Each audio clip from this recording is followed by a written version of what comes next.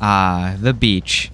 It's a magical place for people to tan, swim, and dig massive holes! Now, the beach is a pretty nice, relaxing time for people who live in New York like myself. It's a far cry from the rats, trash, and meth heads you'll find scattered in the streets. But I'm not going to the beach to relax. I'm going there to dig a big-ass hole! But before we continue, hey, did you know that around 40% of the people who watch my videos aren't subscribed? So if you could do me a favor and turn that red subscribe button into a gray one, it would totally help. Alright, on with the video. Have you ever been to the beach and tried actually digging a big hole? It's either always really shallow or really thin, and it's always disappointing, and I've been there. I have dug holes at the beach with varying success before, but there's always been one thing limiting me, and it hasn't been my laughably low stamina. It's been not having metal tools. I just don't understand why kids still bring these shitty bendable plastic tools to the beach. They suck. We're not in the Mesolithic era anymore. We have metal tools. Why don't people bring them? Because when you go to the beach with these shitty, dumb baby tools, they bend and they break while you're trying to dig the hole, and it's just not fun. Okay, what I'm trying to say is it's not worth the effort or the time trying to dig a big hole using these terrible, flimsy plastic tools. Now, with all that said, you might be wondering why people still bring terrible plastic tools to the beach to dig holes. And I'll tell you why. It's because big plastic has a monopoly on the beach tools industry, and I'm here to stop them. Let's go buy some metal tools to dig at the beach.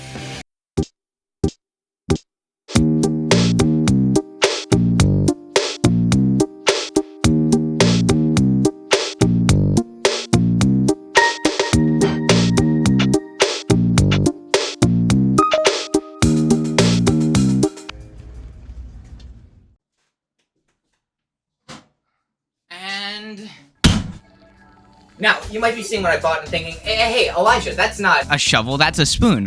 First of all, shut up. Stop asking questions. I'll get to it. Second of all, yes, I bought metal spoons because the person I'm going with doesn't want me to bring metal shovels and terrorize the children at the beach. Their fear isn't entirely unfounded because last time I was at the beach, this little shit of a kid kept on coming up and I nearly need him in the What I'm trying to say is, my friend doesn't want me to bring metal shovels to the beach because he doesn't think that it's appropriate at that setting. So, to compromise, I got spoons. This is, as you can see, not a shovel. This is used to primarily make soups or something. I don't know, what do you do with spoons? But more importantly, these spoons are forged from the strongest of metals, used to cook mediocre dinner in American suburbs, beat Asian kids when they get an 89% on a test, and the most important, they are more sturdier than any fucking plastic tool you can buy. Now, you might be thinking, Elijah, I get the spoon, but why the big pot? What the fuck did I just say about questions, you piece of... But to answer your question, I bought the pot because sometimes I'll need to move sand in bulk or move water, and these shovels just won't cut it in those scenarios. So, with all that being said, let's go to the beach. But first, I had to go get my friend because they were the ones driving me. Hello. Well, you said I couldn't bring shovels, so... No, it's fine. This is my friend Matthew. He'll be helping me terrify the absolute shit out of every kid on the beach. You brought a ladle on the top. Oh, I brought 2 ladles. Here, take this. Thank you. Well, you can't realistically dig with what you asked me to bring. And fair point. Yeah. You did bring that. Hey Matthew, where are we going? To Mexico. Oh, okay. Thanks for the information, Matthew. Unfortunately, you're wrong. We're not running from the police. We're going to Sandy Hook Beach. Why Sandy Hook Beach? I don't know. It's just where they wanted to go. I took a walk in the park. But I got bored.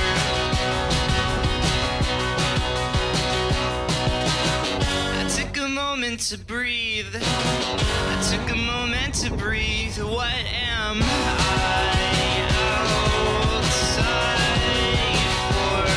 I hate this place. Now, before we get started digging, The most important step to doing this is actually putting on a full coat of sunscreen, because the last thing you want to do while digging a hole is leave because of sunburn. Alright, is it all rubbed in? No. Hey, I didn't say the coat had to be good. Alright, now with everything out of the way, we can finally start digging. Okay, let's start digging.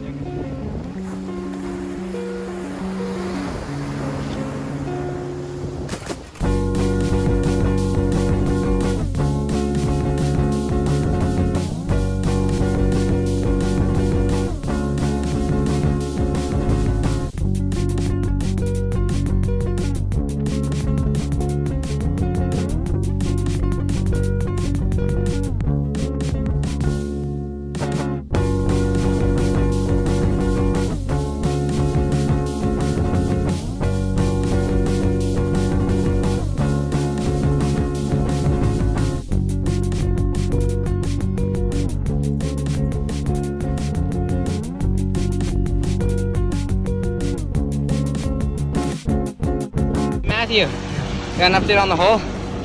It's a hole. Thanks for the update, Matthew. I think what Matthew was trying to say was that we had begun pouring water in the hole to loosen up the sand at the bottom and make it easier to dig. Hey, you got the water?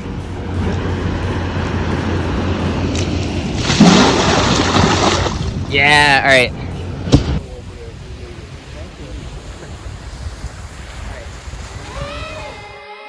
Did you see that? Yeah, that. That's sand starting to slip back into the hole, which means the walls of the hole are unstable. I wish I had seen this warning earlier, as it really could have saved me a lot of headache. You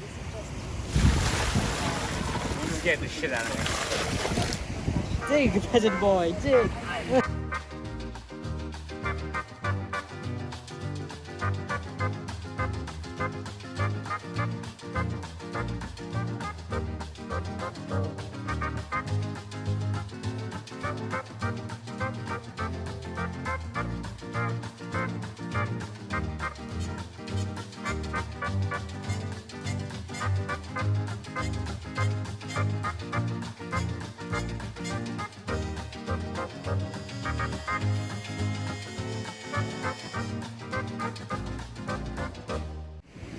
Hey, I have a question.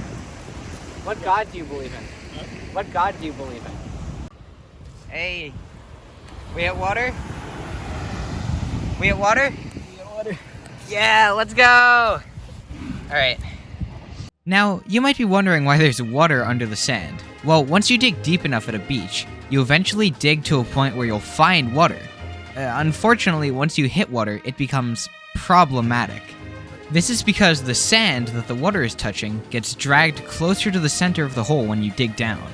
This makes a kind of overhang under the sand, which can lead to a cave-in. I think. Wow! Oh my god, that was a huge one! Bucket time. Oh my god! That's so much sand! And it wasn't even that, like, it was pretty flat. I don't know how that came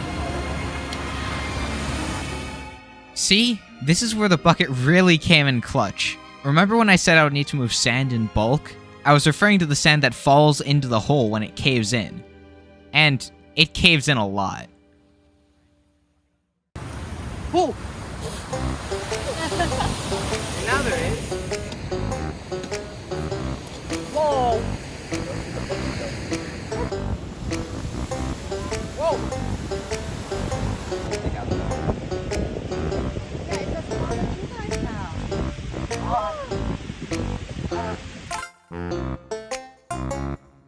Oh, well, Elijah, if you wanted to dig a deeper hole, why didn't you just start digging higher up on the beach so you don't hit water as fast? That's a good question, and my answer is I didn't think of it. So stop poking holes in my video and be quiet. Now, as it turns out, the cave-ins were actually a blessing in disguise. Because it brought new dry sand into the hole, it helped stop the flow of water in from the sides, getting rid of the pool of water at the bottom. If this didn't happen, we'd probably just end up widening the hole infinitely, as water would keep causing cave-ins. So, with the water problem temporarily solved, let's get back to digging. How to fight the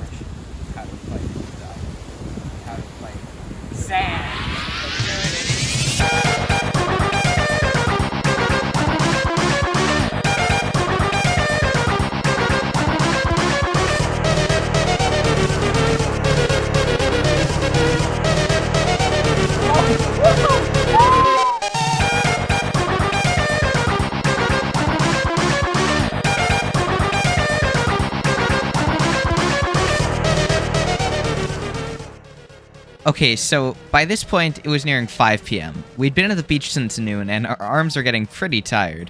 Also, Matthew's mom had other things to do than just watch us dig a hole for 5 hours, so we decided to wrap it up. Matthew! Matthew, I got the tape measure. Here, take one side. Here. Alright, how deep's your foot? Oh wait, no, I have to tell how deep it is. I'd say 160 centimeters. Convert that to feet. No, 160 centimeters. We're using metric. Fuck you. In the end, our hole ended up being 150 centimeters deep, which was the deepest hole I've ever dug. Unfortunately, we had to fill back up the hole after we were done, because we didn't want some idiot at the beach to fall into our hole and get injured. But to have a bit more fun and to punish Matthew for his war crimes, I decided to bury him while we filled the hole back up.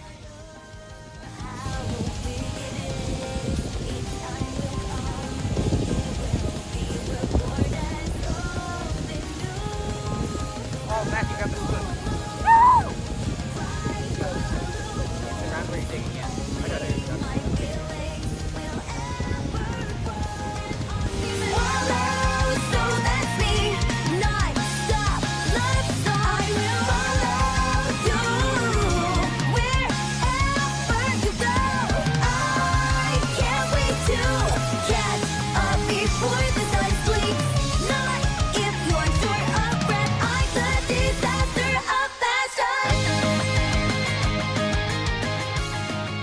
Alright, Matthew, how do you feel? I feel like I'm sad. You ever want to come back here again? No. This is Alright. a horrible experience. Alright, I think it's time to pack up. Yeah? Get up. I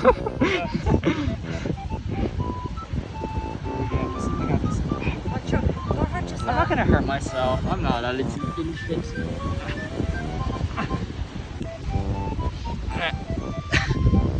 There's so much sand. Need a hand? I get it, because my feet are stuck. You got this? Alright. I believe you. It's my leg. Everything else is free.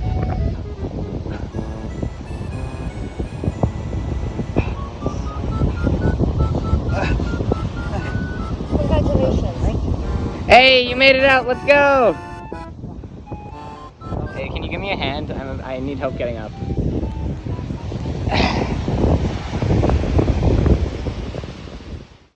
Hey, you made it to the end of the video. If you've ever dug a hole at the beach before, comment down below, and if you got some kind of sick, twisted enjoyment out of watching me and my friend work our bodies down to the bone, leave a like.